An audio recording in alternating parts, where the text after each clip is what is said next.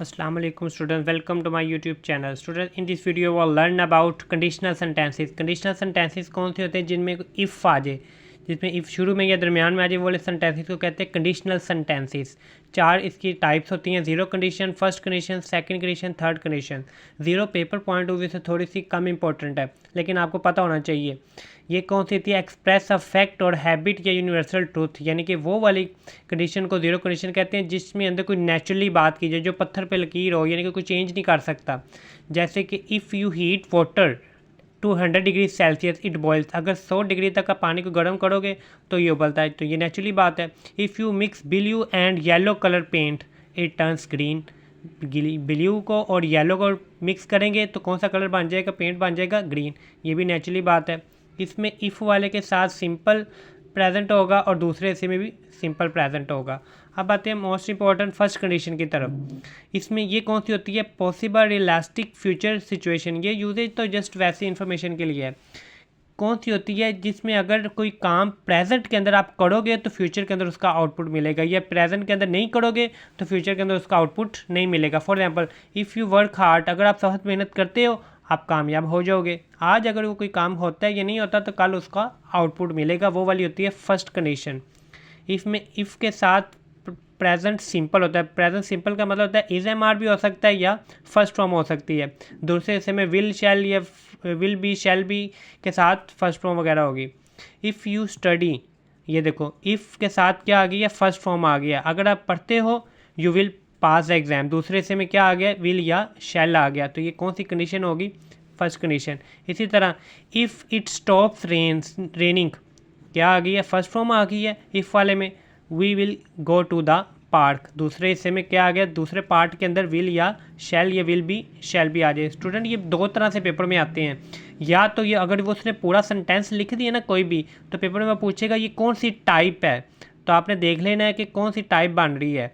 Type 1 है, type 2 है, zero condition है, कौन सी है.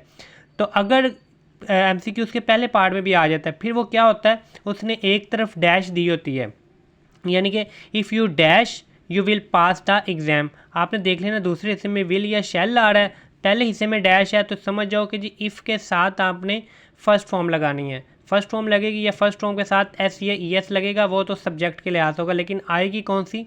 First form.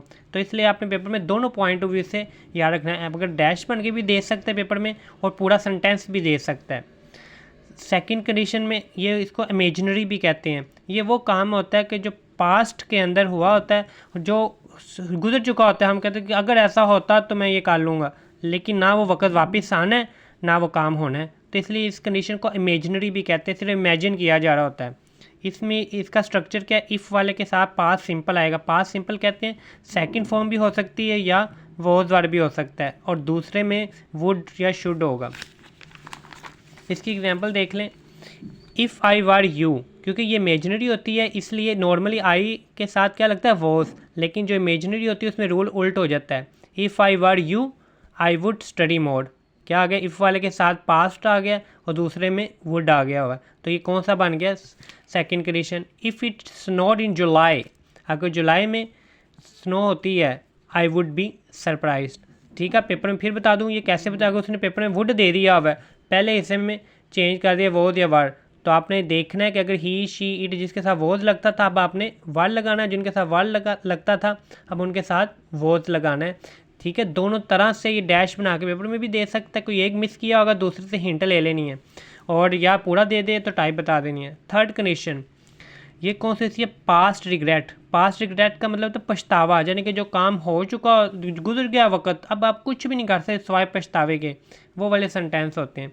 इसकी कैसे पेपर में पता चलेगा? इफ़ वाले के साथ had plus third form I होगी, दूसरे इसमें वुड हैव थर्ड फॉर्म होगी. इफ़ आई हैड स्टडीड, ये देखो अगर मैं पढ़ता I would have pass the test. ना वो वक्त गुजर गया, ना उसने पढ़ा ना उसने टेस्ट पास किया. If you had called me I would have told you about. ठीक है, इस तरह पेपर में दे सकता है. इधर उसने क्या दे दिया?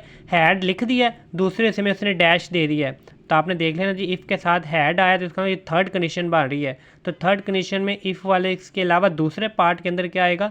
वुड हैव आएगा. तो भाई फिर आपने फिल इन द ब्लैंक्स में से वुड हैव वाला आंसर ठीक कर देना है. या अगर उसने वुड हैव दे दिया है तो फिर आपने समझ जाना है कि वुड हैव किस कंडीशन में आता है, इफ़ आ गया हुआ है, और किस कंडीशन में आता है ये थर्ड कंडीशन में। तो पहले पार्ट में हैड प्लस थर्ड फॉर्म आएगी, ठीक है। जैसे मर्जी वो पेपर में फुल दे दे यार, ये सिंपल सा आपके लिए बनाया है थोड़ा सा याद करने के लिए। फर्स्ट कंडीशन से शुरू किया मैंने, ज़ीरो नहीं लिखी।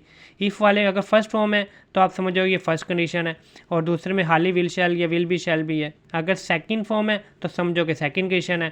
थर्ड फॉर्म कभी अकेली आती नहीं होती, हैड प्लस थर्ड फॉर्म है तो समझोगे ये कौन सी कंडीशन है, थर्ड कंडीशन है, ठीक है। फिर भी अगर आपको इनमें कोई नहीं समझ लगी तो आप कमेंट्स में पूछ लिया करें, क्योंकि यहाँ पे थोड़ा सा वीडियो शॉर्ट की वजह से ना डिटेल में नहीं बता सकते होते। अगर आपको कोई प्रॉब्लम हो तो आप कमेंट्स में पूछ लिया करें। Thank you.